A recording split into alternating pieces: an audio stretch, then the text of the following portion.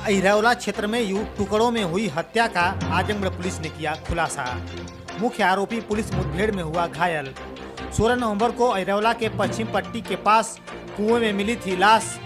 सिर था गायब, पहचानना था मुश्किल, लेकिन आरक्षी राजेश वर्मा ने हाथ में कंगन और धागा से युवती की पहचान कर ली। पुलिस मुठभेड़ में युवती का हत्यारा उसका प्रेमी गिरफ्तार हुआ है, जिसके दाहिने पैर में गोली लगी है। देखिए उस मामले को लेकर आजमगढ़ एसपी ने क्या कुछ कहा है।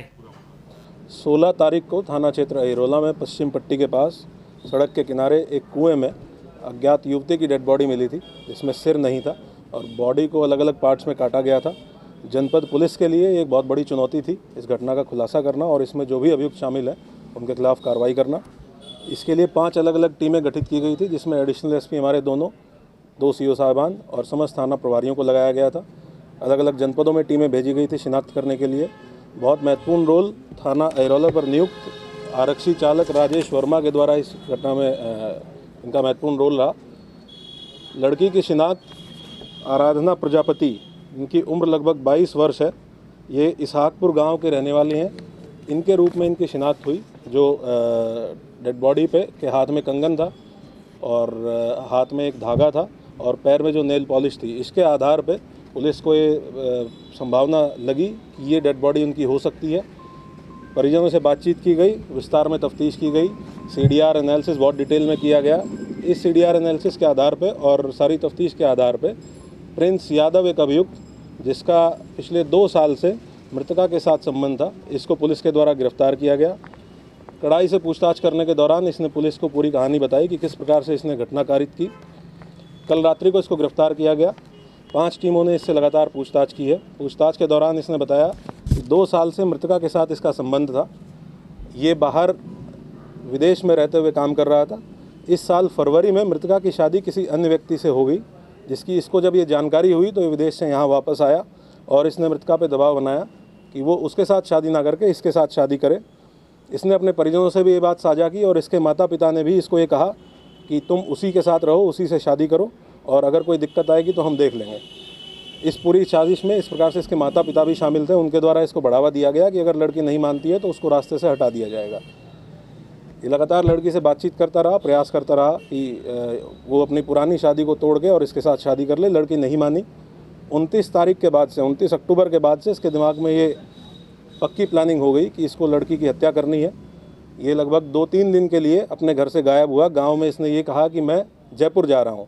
इसके पीछे इसका मकसद था कि सब लोग ये मान लें कि ये जयपुर चला गया है और ताकि इसको घटना से कनेक्ट ना किया जा सके। लेकिन ये यहीं जनपद में रहा और उसके बाद अपने मामा के घर चला गया, जहाँ इसने ये पूरी प्लानिंग अपने परिवार वालों के साथ, अपने मामा के लड़के सर्वेश और अपने मामा के साथ ये पूरी प्लानिंग इसने ऑर्गेनाइज़ की।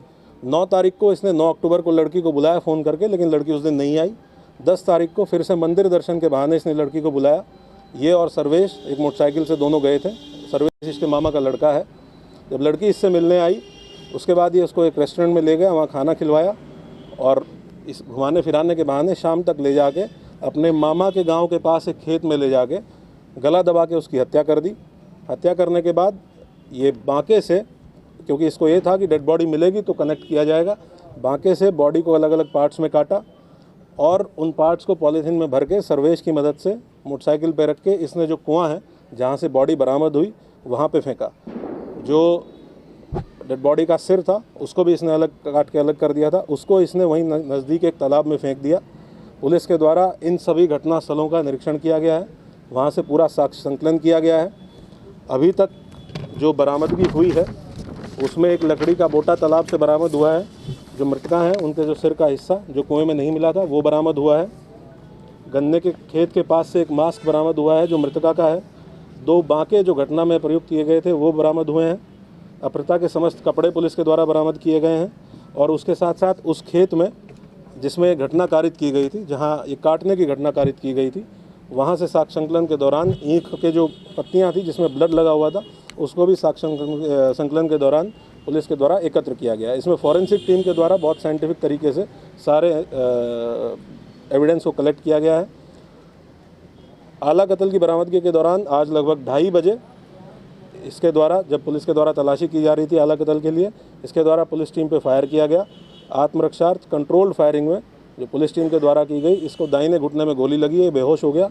इसको उपचार के लिए जिला अस्पताल भेजा गया है, जहां वर्तमान में इसकी स्थिति स्टेबल है। इसके पास से एक अवैध असला और उसके साथ साथ जो राउंड इसने पुलिस के ऊपर 4 राउंड फायर किए थे, उनका खोखा कारतूस और लाइव राउंड बरामद हुआ है और विस्तार में इससे पूछताछ की जाएगी। अभी तक इस पूरे प्रकरण में ये मुख्य अभियुक्त प्रिंस यादव की गिरफ्तारी हुई है। इसका साथी सर्वेश यादव, वो वर्तमान में फरार है, जो पूरी घटना में इसके साथ शामिल था। इसके ऊपर 25,000 रुपये का पुरस्कार मेरे द्वारा घोषित किया गया गिरफ्तारी के लिए। 5 टीमें जो लगी हुई थी वो लगातार इसकी गिरफ्तारी के लिए लगी रहेंगी।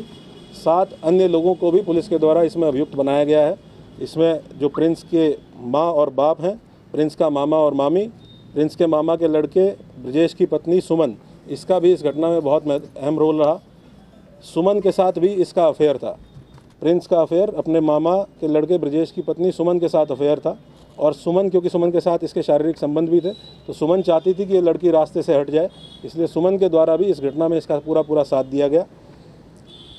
प्रिंस की बहन, जिसके माध्यम से इस लड़की से प्रिंस की जान पहचान हुई थी, ये भी इसमें मुलजिम बनी है। और प्रिंस की एक और मामी जो इसको, ये हम लोगों के लिए बहुत बड़ा चैलेंज था। नंबर 1 तो इसलिए कि एक महिला संबंधी अपराध था और दूसरा इसलिए कि शिनाख्त के लिए हमारे पास बहुत कम चीज़ें थी, सिर बॉडी का मिसिंग था, तो इसीलिए सभी लोग पिछले 5 दिन से लगातार इसी में लगे हुए थे।